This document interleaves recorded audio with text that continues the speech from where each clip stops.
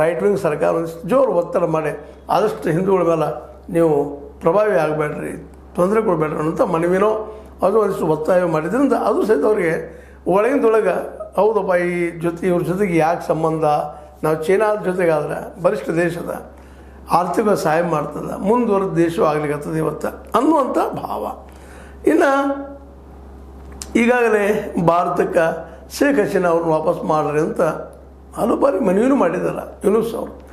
ಆದರೆ ಅದಕ್ಕೆ ನಮ್ಮ ಸರ್ಕಾರ ಒಪ್ಪಿಗೆ ಕೊಟ್ಟಿಲ್ಲ ಮತ್ತು ಅವ್ರು ಕಳಿಸೋ ಸ್ಥಿತಿ ಹೋಗಿಲ್ಲ. ಯಾಕಂದ್ರೆ ರಾಜತಾಂತ್ರಿಕವಾಗಿ ಅವ್ರು ನಮ್ಮಲ್ಲೇ ಏನಪ್ಪ ಅಂದ್ರೆ ಆಶ್ರಯ ಕೇಳಿಗೆ ಬಂದಾಗ ಬಿಡುವುದು ಸಹಿತ ಅಷ್ಟೇ ಕಷ್ಟ ಆಗ್ತದೆ ಅಂತೇಳಿ.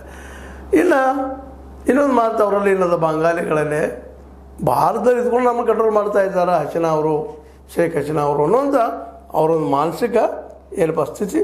ಹೀಗಾಗಿ ಬಂಗಾಲಿಗಳ ಭಾರತದ ಬಗ್ಗೆ ಸ್ವಲ್ಪ ದೂರ ಸರಿದಾಗ ಇದನ್ನು ಸದುಪಯೋಗ ಮಾಡಿಕೊಳ್ಳುವಂಥ ಯೂನುಸ್ ಅವರು ಇತ್ತೀಚೆಗೆ ಚೈನಾಗೆ ಭೇಟಿ ಕೊಟ್ಟಾಗ ಸಹಜವಾಗಿ ಹೇಳ್ತಾರೆ, ಭಾರತದ 7 ಸಹೋದರಿಯರು ಎಂದು ಕರೆಯಲಾಗುವ ಈಶಾನ್ಯ ರಾಜ್ಯಗಳಿಗೆ ಸಮುದ್ರದೊಂದಿಗೆ ನೇರ ಸಂಪರ್ಕ ಇಲ್ಲ.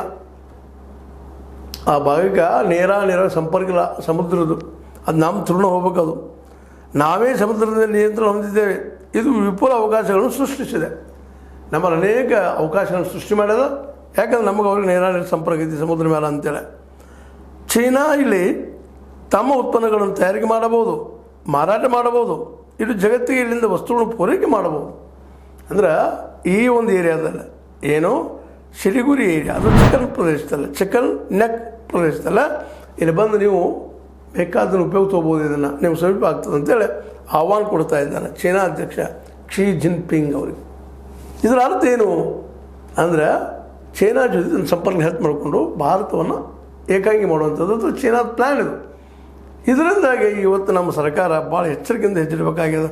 ಯಾಕಂದ್ರೆ ಬಾಂಗ್ಲಾದೇಶದೊಂದಿಗಿನ ವೈರತ್ವ ನಮ್ಗೆ ಭಾಳ ಹಾನಿಯನ್ನುಂಟು ಮಾಡುತ್ತದಂತೆ. ಈಗ ನಿಮಗೆ ಹೇಳಿದಂಗೆ ಚಿಕನ್ ನೆಕ್ ಅನ್ನುವಂಥದ್ದು ಭಾಳ ಪ್ರಮುಖವಾದ ಜಾಗ ಅದು. ಅದನ್ನೇನಾದರೂ ವಶಪಡಿಸ್ಕೊಂಡ್ಬಿಟ್ರೆ ಚೀನಾ